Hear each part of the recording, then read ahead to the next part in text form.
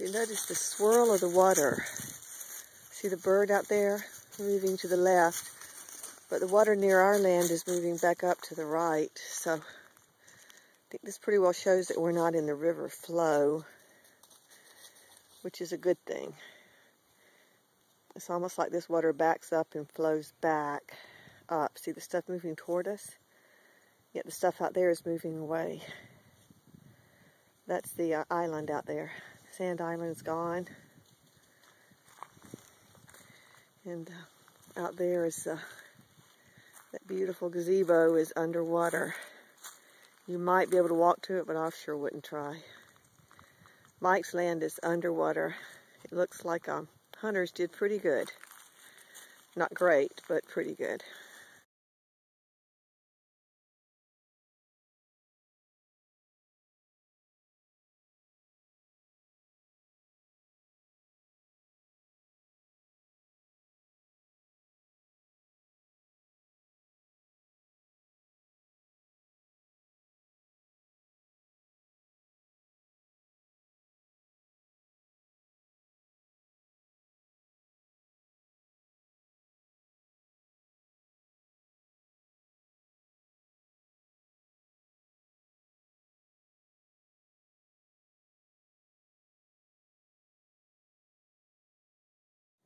Okay, I don't know if you can tell, that's the walkway out to the gazebo. You can't even see that guy's dam. It's totally underwater, but that's where it would be, right there. And there's these lots here. If people build on them, they better build right up against the road, because they lost all that land. It's gone. It's underwater. Remember that stump? We can come out and check that stump. But I know that used to be dry land. Lot 12 is the one we're coming up on. I sure hope that's the one that Mike owns. As you can see, it's not flooded. It's somehow survived it. I'm hoping that's their lot.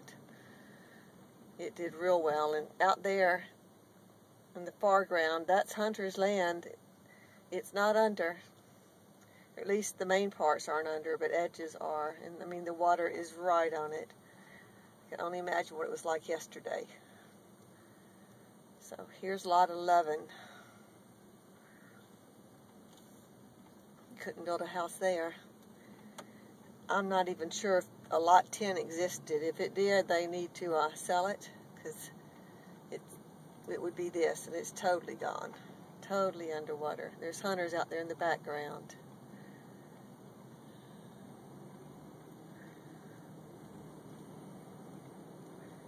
Scary.